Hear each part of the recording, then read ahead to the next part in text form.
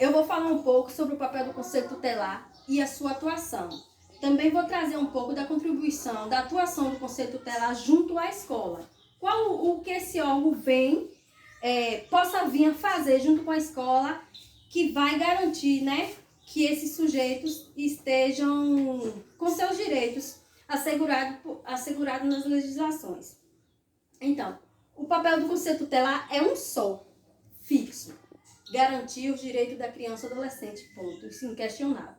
Porém, para garantir os direitos da criança e adolescente, esse órgão ele vai trabalhar com várias instituições e vários fatores.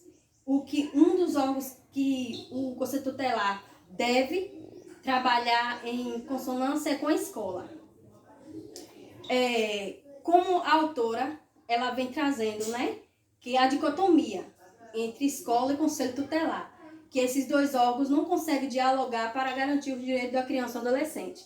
Então, no que diz respeito à atuação do Conselho Tutelar com a escola, esses dois órgãos eles devem trabalhar junto para resolver as irregularidades que venham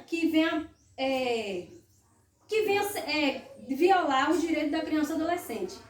Como Lopes ela traz, né, claramente em sua tese, que a escola ela não vê a violação do direito da criança e adolescente como algo que possa ser encaminhado ao Conselho Tutelar. Muito pelo contrário, né?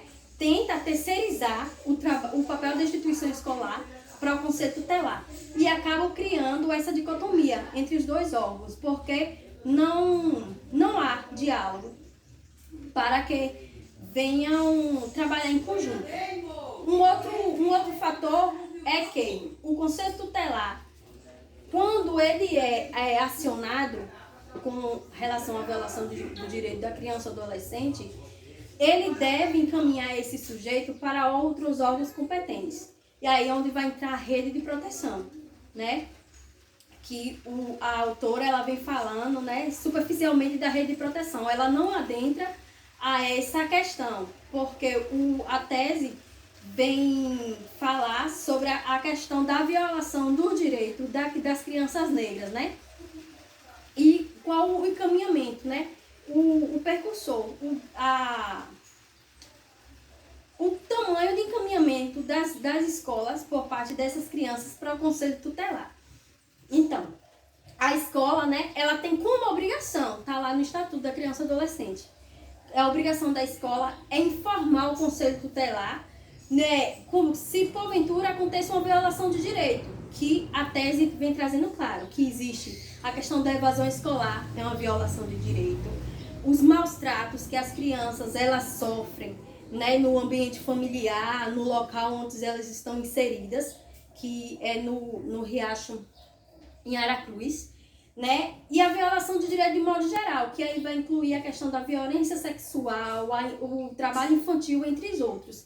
Que infelizmente a escola não vê essas demandas como uma violação de direito que o Conselho Tutelar tem por obrigação garantir em parceria com outras instituições.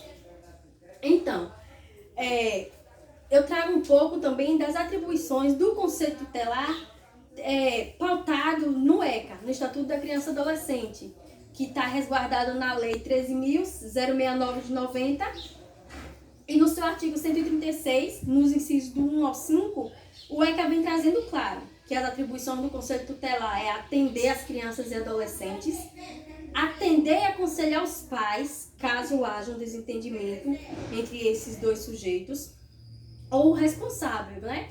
E aí, nesse atendimento de aconselhamento, o Conselho Tutelar ele vai seguir o que está previsto no artigo 129 do próprio ECA, né? Que o artigo 129 ele vem trazendo outras formas de fazer com que esses sujeitos vivam em consonância, que também ele vem trazendo, né? Que é atribuição do Conselho Tutelar, promover a execução de suas ações, podendo tanto requisitar os serviços públicos.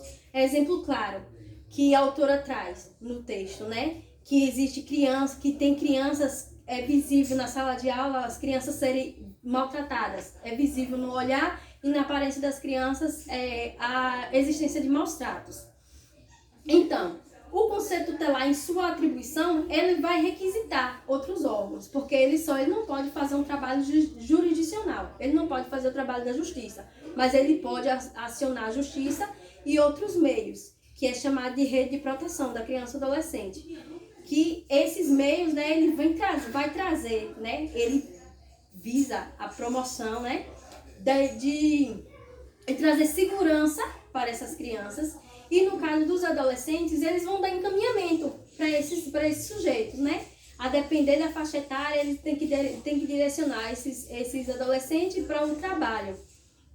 Então, e também tem que ser representado esse sujeito, o conselho tutelar, frente a esse sujeito, junto a um órgão judicial.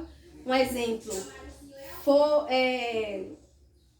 o conselho tutelar, junto com esse sujeito, a um órgão judicial, ele vai agir como representante, porque a criança ou adolescente, ela não responde por si.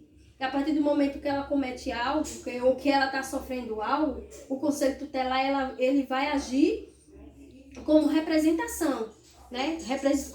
Como representação de autoridade, né? Como autoridade judiciária, para que esses casos, nos casos de descumprimento injustificado de suas deliberações, ele venha sancionar.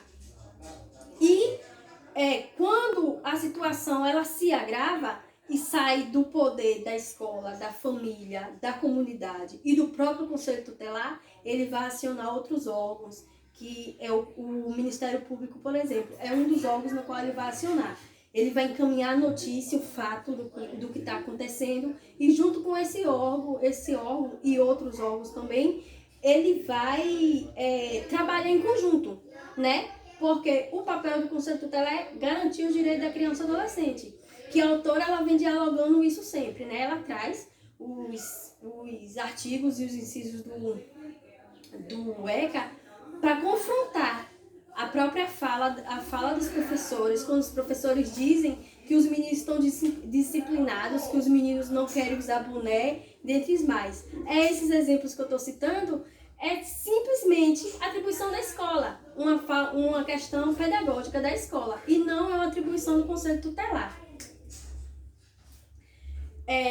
Então, o conselho tutelar, ele não vai trabalhar sozinho, como eu já citei anteriormente. Ele vai trabalhar junto com uma rede de proteção, que essa rede de proteção vai implicar o conselho tutelar, o conselho da criança e adolescente, que toda cidade, todo município, ele tem que ter esse conselho, é obrigado por lei, que é chamado com a sigla CMDCA, o CONANDA, que é o Conselho Estadual, que abrange todas as políticas da criança e adolescente para que elas sejam implementadas, executadas e efetivadas, o Ministério Público, a Defensoria Pública do Estado, os CRAs, que aí vai adentrar os psicólogos, psicopedagogos, assistente social, e a Vara da Infância e Adolescente, que é onde entra a questão da comarca, do juiz de direito. Então, todos esses órgãos que eu citei, eles são chamados de rede de proteção, porque esses órgãos são exclusivamente para proteger os direitos da criança e adolescente. E a atuação do conselho tutelar frente à escola, né? Como deveria ser e como deve ser a atuação do conselho tutelar. Deveria ser no que diz respeito à tese da autora, né, de Marluce. De Marluce, que ela traz o tempo todo, ela mostra nitidamente o tempo todo, né, o confronto e também até a questão das barreiras, né, do que impede o conselho de atuar. Né, a questão de infraestrutura, a questão mesmo de diálogo com a escola, com as próprias crianças, com os próprios adolescentes e seus familiares. Mas, de acordo com o artigo 53 do ECA, em seus incisos também de 1 a 5, e o próprio parágrafo único, esses incisos, ele vem deixar claro também que a atuação do Conselho Tutelar frente à escola, à educação, é assegurar a igualdade de condições para o acesso e a permanência desse sujeito com a escola. Então, um exemplo, se está existindo evasão escolar, que é o caso, né? É o caso da situação em questão, que é o caso de Aracruz, do sujeito de Aracruz. Se existe essa situação de evasão escolar, o Conselho Tutelar, a escola deve comunicar ao Conselho esse índice de evasão, não chegando a evadir, mas pela quantidade de falta dá para perceber, né? Aí o conselho tutelar, ele vai até esse sujeito e as famílias para compreender o porquê. Porque existem N fatores que fazem com que a evasão exista. O desinteresse, né, que a autora traz em depoimentos de professores, o desinteresse dos alunos, mas no caso desse local de Aracruz, é nítido. A evasão escolar, porque é a questão social. Se esse sujeito ele não tem condição social, ele não tem estrutura para que ele possa estrutura digna, para que ele possa permanecer, para que ele possa ir para a escola com dignidade, ele tem que optar. Exemplo, um adolescente que ele tem que ajudar os pais, colocar comida dentro de casa, e também ele tem que ir à escola. Chega um determinado momento que ele tem que escolher se ele não tem suporte, né, ele não tem suporte por parte do Estado e da própria estrutura municipal, ou qualquer outra forma de subsistência. Ele tem que escolher entre a escola e o alimento, né? E colocar comida dentro de casa. Ele vai optar pela segunda opção. Aí cabe ao conselho tutelar entender, conhecer essa realidade e procurar mecanismos junto com a rede de proteção. Outro fator é o direito de ser respeitado pelos educadores, que é nítido, né? Nítido, na tese é nítida. Não existe o respeito por parte dos educadores e vice-versa. Mas como é que o aluno vai ser respeitado? Vai respeitar se ele não é respeitado? Né? Que nós adultos temos a mania de achar que só a criança e o adolescente tem que ser respeitado, tem que respeitar, mas nós também sabemos que como educadores e como cidadãos, nós também devemos respeitar o outro. O direito de questionar critérios avaliados, podendo recorrer às instâncias escolares superiores. Exemplo, que um professor ele não avalia o aluno da maneira correta, por perseguição e N fatores. Então, o conselho tutelar ele vai garantir que essa política avaliativa por parte da escola ela seja assegurada, né? Que não exista discriminação de forma alguma, nem questão racial, nem social, de forma alguma com esse sujeito. E o direito de organização e participação em entidades estudantis, que é um direito constitucional do educando. O educando tem o direito de participar dos movimentos, do que acontece na escola. Isso é um direito dele, a escola não pode negar.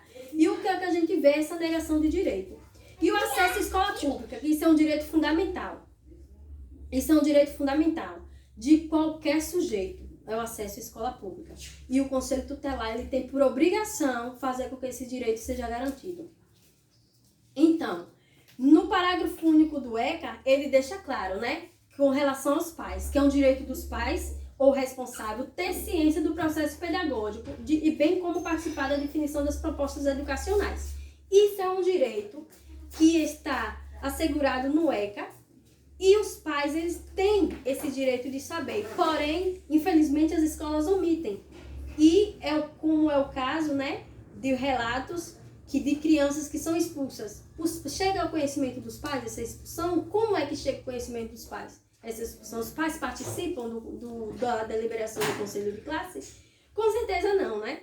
Que com os estudos que fizemos da tese, a leitura da tese aprofundada que fizemos, vimos nitidamente que os pais, eles não têm participação na vida dos filhos. Tampouco os adolescentes ou as próprias crianças têm participação na vida escolar, nas suas próprias vidas escolares.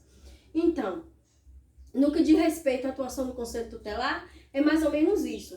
Todos os outros direitos, né, tá garantido no Estatuto da Criança e do Adolescente. O conselho tutelar tem por obrigação garantir esse direito, né? Garantir e assegurar esse direito desse sujeito.